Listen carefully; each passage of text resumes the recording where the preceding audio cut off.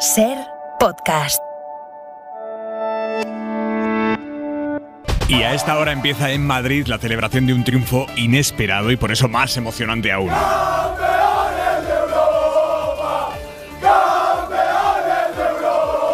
España es campeona europea de baloncesto, así lo celebraron anoche los jugadores de la selección, la familia, en el vestuario, y ese grito está a punto de escucharse en el Wizzing de Madrid, donde está todo preparado para celebrar el oro frente a Francia en el Eurobasket. Allí está el periodista de la SER, José Antonio Duro. Duro, buenas tardes. Hola, Aimar, ¿qué tal? Desde el Wizzing Center no han pasado ni 24 horas desde el final del partido de ayer. La celebración está completamente preparada. Hay muchísima gente en el interior de esta instalación en el centro de Madrid, con evidentemente los aficionados, esperando ver a quién de los jugadores de la selección. Yo quiero ver a Rudy.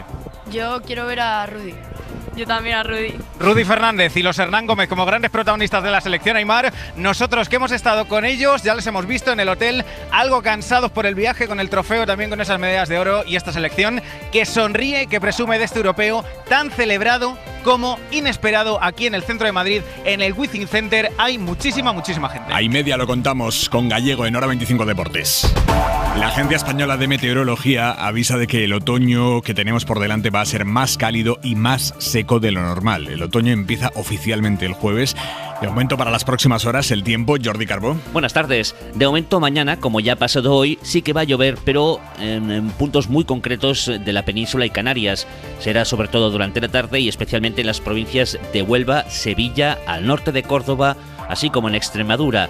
Chubascos más aislados al sur de la Ibérica y tormentas que en muchos casos van a descargar como hoy de manera torrencial en Canarias. Y en la mayor parte del país mañana será un día soleado con ambiente fresco a primeras horas, caluroso pero tampoco demasiado durante la tarde.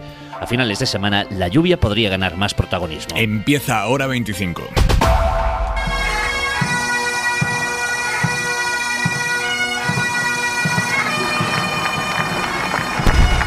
Es el sonido del cortejo fúnebre que ha trasladado esta tarde el féretro de Isabel II desde el Palacio de Westminster hasta el Castillo de Windsor, donde esta tarde se ha oficiado otra misa, algo más pequeña que el funeral de la mañana. En la de la tarde, unos 800 invitados. In the name of the Holy Spirit, may thy portion this day be in peace.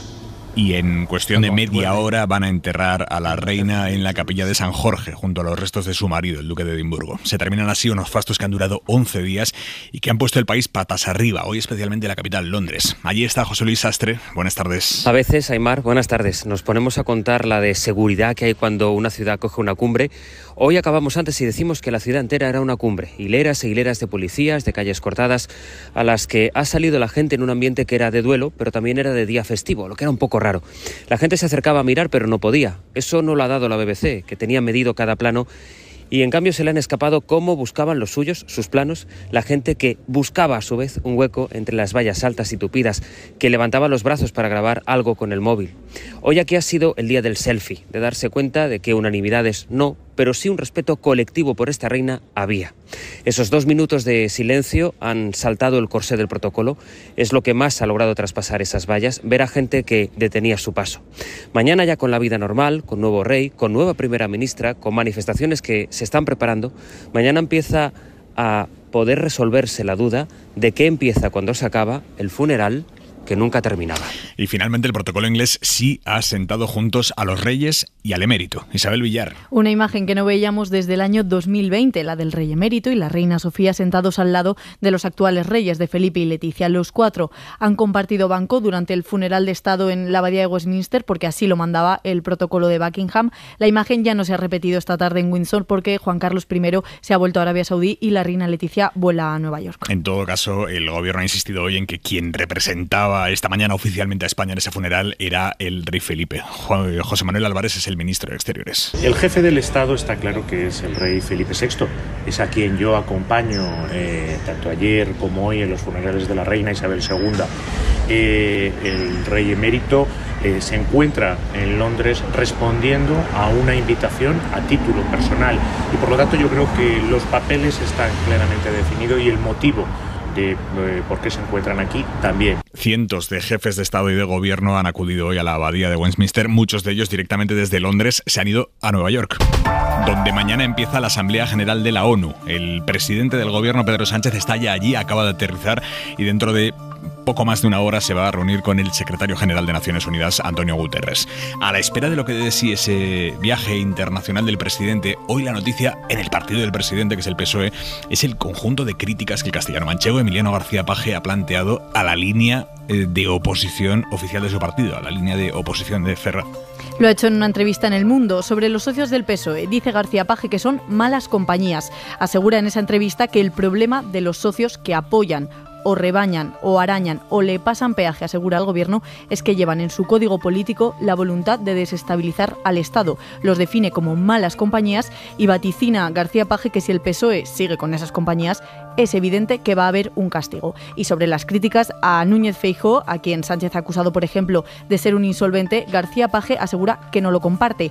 Creo muy difícil que la sociedad española vea como insolvente a alguien avalado por las urnas. Dice, no comparto ni me identifico con el apelativo ni creo que sea acertado. Hay malestar en el entorno del presidente Sánchez por este desmarque de García Paje, sobre todo cuando el sábado no dijo nada de esto en la reunión que todo el PSOE celebró en Zaragoza. Inma Carretero, buenas tardes. ¿Qué tal? Buenas tardes. El sábado en Zaragoza no faltó nadie a la cumbre de los varones del PSOE porque Ferraz había dado la consigna de que tenían que estar. Pedro Sánchez buscaba lanzar un mensaje de unidad y de fortaleza e incluso oímos a Javier Lambán asegurar que el compañero Sánchez tiene a todo el partido detrás. Eso dijo. Así que García Paje ha reventado esa estrategia y hay malestar en el equipo del presidente, sobre todo porque aseguran distintas fuentes presentes en la reunión del Consejo de Política Federal que no dijo nada parecido a puerta cerrada, sino todo lo contrario. Distintos miembros de la Ejecutiva Federal, consultados por la SER, coinciden en que el presidente de Castilla-La Mancha busca perfil propio, porque cree que en su territorio necesita consolidar los apoyos por el centro, aunque en la cúpula de Ferraz cuestionan la eficacia de hacer la guerra en solitario en este momento. Eso dicen porque creen que cuando la marca va mal, también lo sufren todos. Y Feijóo hoy encantado con Paje. Yo os lo agradezco mucho, especialmente a García Paje. Muchas gracias. García Paje sabe de esto. Hoy, en cualquier caso, la noticia política del día es que el presidente de la Junta de Andalucía, Juanma Moreno, ha anunciado que suprime el impuesto de patrimonio, que es un impuesto que pagan los 17.000 andaluces más ricos. Solo ellos pagan ese impuesto, que son quienes que declaran más de 700.000 euros. Moreno les quita ahora ese impuesto, como hizo ya Ayuso en Madrid. Ese modelo que durante décadas se ha ido implantando en Madrid ha sido un modelo de éxito. Y a mí yo me fijo siempre en los mejores, no los peores. Por tanto, nosotros sí es verdad que miramos en ese espejo en términos de reforma fiscal para tener la misma presión y sobre todo porque competimos con Madrid. Su tesis es esa, que había grandes fortunas que se iban de Andalucía para pagar menos impuestos y que si ahora les quita el impuesto de patrimonio se quedarán en Andalucía en lugar de irse a Madrid y al final la recaudación en Andalucía será mayor. Esa es la tesis de Juanma Moreno. De momento es una teoría, veremos si se cumple. De momento la única certeza es que se van a dejar de recaudar casi 100 millones de euros. Javier Ruiz, buenas tardes. ¿Qué tal? Buenas tardes. Sí, es un impuesto que pagan quienes tienen un patrimonio neto de más de 700.000 euros. Neto, es decir, si tienes deudas y 700.000 euros no lo pagas. Es descontadas las deudas. Y está exento también los 300.000 euros de vivienda. Así que, ¿quiénes lo pagan? Lo pagan el 0,2% de los más ricos en España. En total, en el país se recaudan 2.200 millones con este impuesto, 93 en Andalucía, y el ahorro que va a suponer es un ahorro de 5.800 euros para quienes tienen patrimonios de en torno a casi 3 millones de euros. El anuncio de Bonilla hoy. Esta bonificación al 100% del impuesto de patrimonio incluida en la bajada de impuestos que aprobaremos mañana. Se confirma mañana. Y es una medida que en términos económicos se ha defendido diciendo es doble tributación. La vivienda, los bienes que uno paga en el impuesto de patrimonio ya han pagado impuestos antes, pero que se enfrenta a tres grandes críticas. La primera, el Partido Popular mantuvo ese impuesto en 2012 cuando gobernó, lo ha prorrogado. Segunda, beneficia a los más ricos. Y sobre todo, la tercera, la aplica una comunidad que rebaja impuestos pero pide dinero. Andalucía, al contrario que Madrid, baja sus impuestos pero pide dinero al resto de España, de forma que 8.351 millones de los españoles más pobres van a ir a pagar la rebaja de impuestos de los andaluces más ricos. El gobierno ha criticado hoy con dureza ese anuncio de Moreno. Pilar Alegría, ministra de Educación, portavoz del PSOE. Que esa medida solo va a afectar al 0,2% de los andaluces, pero lo que sí que va a afectar a todos los andaluces es el recorte que van a sufrir en todo lo que se ha referido al estado del bienestar, es decir, en sanidad o en educación o en distintas políticas públicas para poder suprimir el impuesto que esta mañana nos trasladaba el presidente Moreno Bonilla. Hablando de políticas públicas, en concreto sobre sanidad, hoy cuenta el diario El País que el número de funcionarios que dejan la sanidad privada de Muface para cambiarse a la sanidad pública crece año a año. Los funcionarios pueden elegir entre tener sanidad privada pagada con dinero público o poder ir a la pública directamente. Pues bien, cada año unos 10.000 funcionarios se quitan de la privada y se pasan a la pública. Y ojo, casualmente, quienes se cambian mayoritariamente son las personas mayores o con enfermedades graves. O sea que cuando vienen mal dadas, a la pública. Actualmente el 26,7% de los mutualistas optan por el sistema público, casi el doble que el 14% que lo hacían en 2006. Y los que se van a la pública son los que sufren, como decías, enfermedades más graves, como linfomas, cáncer o tumores. Lo pone de manifiesto una investigación de la Universidad de Las Palmas de Gran Canaria. La primera, explica El País, que ha analizado los ingresos hospitalarios de los funcionarios de Muface. Lo que han hecho es mirar por qué ingresan en la pública los pacientes de Muface y compararlos con los ingresos de la población general. Y en los de Muface son muchos más los casos con linfomas o tumores con metástasis de los que se producen en el conjunto de la población, un 176% más en el caso de los linfomas, por ejemplo. La conclusión de los investigadores es esa, que hay un flujo de funcionarios que cuando sufren enfermedades graves, más frecuentes además conforme nos hacemos más mayores, renuncian al seguro privado para que los atiendan en la pública. Explica El País que los que se quedan en los hospitales privados tienen justo el perfil contrario, menos dolencias graves y más leves. Los ejecutivos del IBEX ingresan 60 veces más al mes que sus empleados, que los empleados de las empresas de estos ejecutivos. 3.300.000 euros de media frente a 55.000 euros de media de sus empleados. Es una brecha que además se ha ido ampliando durante la pandemia. En 2019 esa diferencia era de 47 veces. Y en 2020, el año del COVID, aumentó a 58. Ahora es incluso mayor, cada vez aumenta más lo que cobran los ejecutivos respecto a sus empleados. Y una cosa más, una frase que nos deja este lunes. The pandemic is over. We still have a problem with COVID. We're still doing a lot of work on it. La pandemia del COVID ha terminado. Esto es lo que ha dicho Joe Biden, presidente de Estados Unidos. Asegura que su gobierno sigue trabajando contra los problemas que genera el coronavirus, pero que la pandemia como tal se ha acabado ya. Y acaba de terminar de declarar ante el juez como investigada la ex vicepresidenta valenciana Mónica Oltra. 7 horas ha estado respondiendo a las preguntas del juez y de la fiscalía. Juez que quiere determinar si Oltra, desde su consejería, encargó una investigación paralela para desacreditar a la chica menor de edad de la que abusó el exmarido de Oltra. Valencia, Manuel Gil, buenas tardes. Buenas tardes. Una comparecencia que ha tenido lugar a puerta cerrada y en la que Mónica Oltra, según hemos podido saber, ha vuelto a negar haber ordenado abrir una investigación sobre la víctima cuando el caso ya estaba judicializado. Mónica Oltra también ha insistido en que ella en ese centro o en cualquier otro dependiente de la Generalitat nunca ha intervenido a nivel técnico y ha dicho también que desconoce si en el centro en cuestión sabían que el educador acusado, ahora condenado, era su exmarido. Recordamos que Oltra ha declarado en calidad de investigada en la causa que se investiga contra ella y otras 13 personas, altos cargos y funcionarios que trabajaban en la consellería que dirigía Mónica Oltra por la gestión de ese caso de los abusos a la menor. El juez considera que hay indicios de que Mónica Oltra trató de obstaculizar la investigación sobre su expareja o incluso para proteger su carrera política. La comparecencia ha tenido lugar 3 meses después de la dimisión de Mónica Oltra. Hora 25. Aimar Bretos. El líder del Partido Conservador de Suecia, Kristersson, tiene ya el encargo de formar gobierno en ese país. Él va a dirigir las negociaciones, a pesar de que dentro del bloque de la derecha fue la extrema derecha la que más votos obtuvo. Los socialdemócratas ganaron las elecciones, pero no les da para gobernar y ahora la derecha moderada, digamos, tercera fuerza, va a intentar formar una mayoría. El candidato Kristersson mantiene que su objetivo es dejar a la extrema derecha fuera del gobierno. Veremos si ellos lo aceptan, en qué queda eso. Y en Irán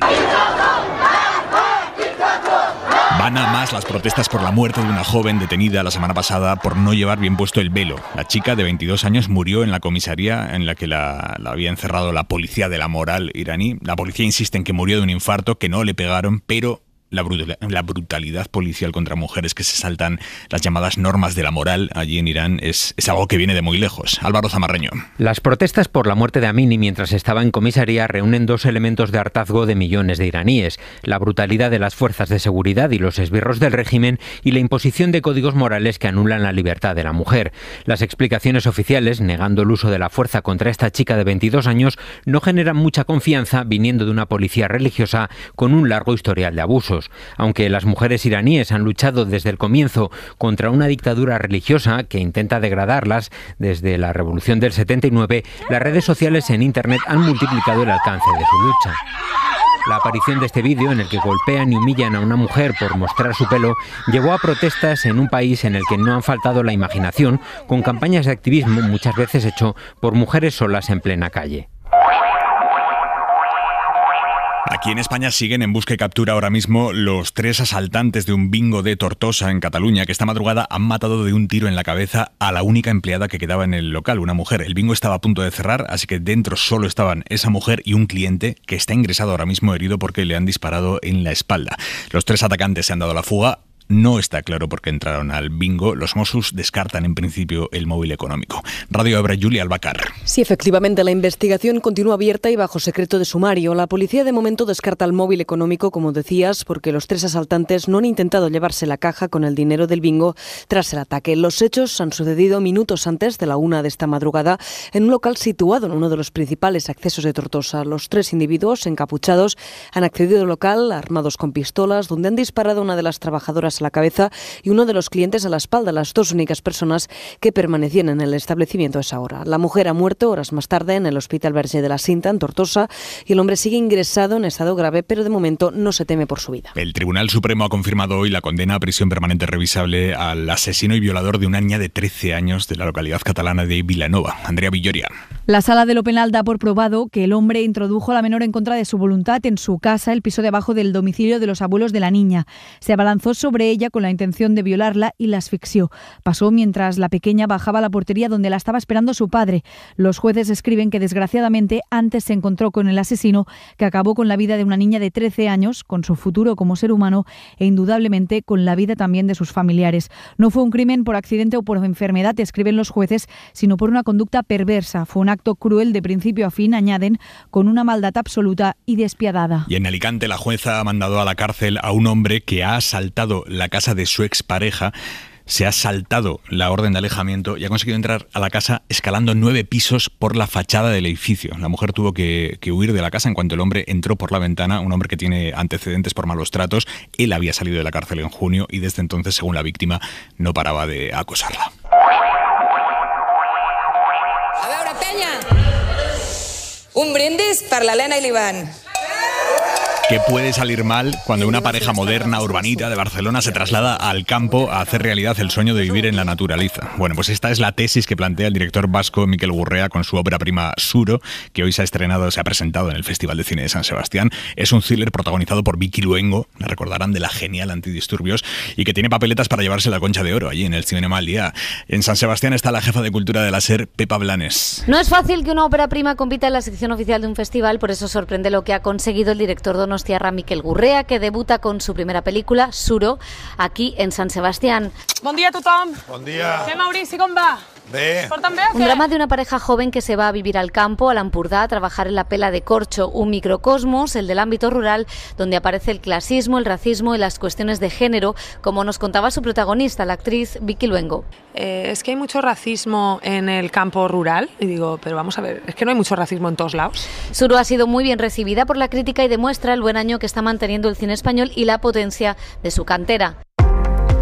Y precisamente desde Guipúzcoa nos llega una noticia llamativa. Hace unos días les contamos cómo un hospital de Euskadi, el hospital de Irún, tuvo que recurrir al boletín oficial para buscar a un paciente al que le habían amputado una pierna. El hombre se dejó la pierna en el hospital, tenía que pasar a recogerla. Bueno, pues hoy, 10 días después, se ha cumplido el plazo legal para que se llevara de allí esa pierna. El hombre no ha ido a por ella y ahora la funeraria va a tener que encargarse de la pierna y el paciente tendrá que pagar una multa. Euskadi, Gonzalo Loza, Arratsaldeon. Arratsaldeon, el dueño de la pierna ha tenido 2 semanas para hacerse cargo de ella a través de una funeraria, pero no ha dado señales de vida. No se ha puesto en contacto con el hospital del Bidasoa para recogerla, por lo que la ley dice que le llegará una multa a casa que rondará los 400 o 500 euros, es decir, una tercera parte de lo que la funeraria le habría cobrado por hacerse cargo de la pierna. En todo caso, nos dicen desde las funerarias que esto es algo bastante común en casos como este. Carlos Fernández es el director de un tanatorio de la zona. Es mucho más normal de lo que parece. Desgraciadamente es mucho más habitual de lo que pensábamos antes, porque ahora se valora mucho más la vida de la persona y el miembro, pues siempre se puede suplantar con alguna prótesis. Ahora será la funeraria quien tendrá que retirar esta pierna del hospital y hacerse cargo de ella. Podrá incinerarla o enterrarla. Gracias, Gonzalo. Y nos queda la mirada de Xavi Vidal-Folk.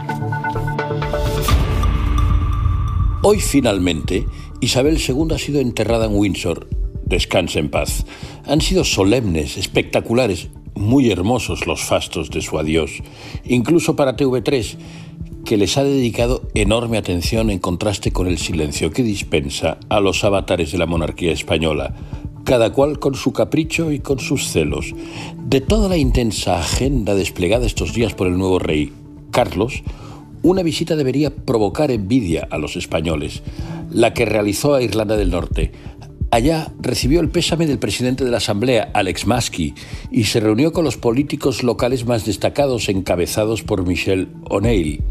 Maskey y O'Neill son destacados miembros del Sinn Féin, el partido antibritánico que predica la reunificación con la República de Irlanda y que es el brazo político y el legatario del terrorista IRA, el grupo que en 1979 mató en atentado a Lord Mountbatten, tío y padrino del nuevo rey. El monarca les saluda impasible, como lo hizo Isabel II hace 10 años con el dirigente del IRA, Martin McGuinness. Impecable.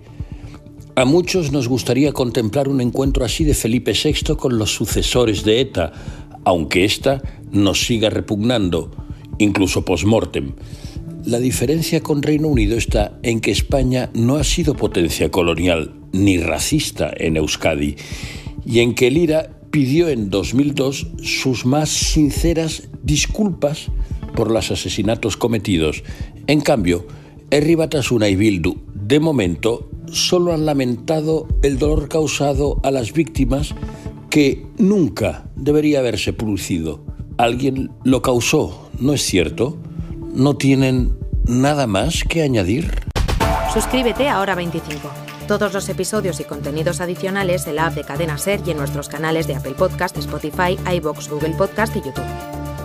Escúchanos en directo en la SER de lunes a viernes a las 8 de la tarde.